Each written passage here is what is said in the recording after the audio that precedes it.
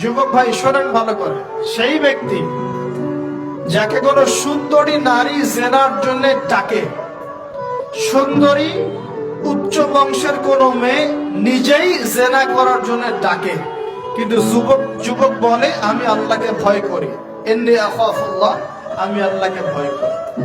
এরকম যুবক আছে এখনো বাকি সমাজে? এখন তো ইচ্ছা করেই মানুষ জেনা করে। এখন তো জেনা এত সহজ, মানুষ 1000, 1500, 2000 টাকা দিয়ে জেনা করতে পারে। এই সমাজে জেনা সহজ, বিয়ে হয়েছে কঠিন।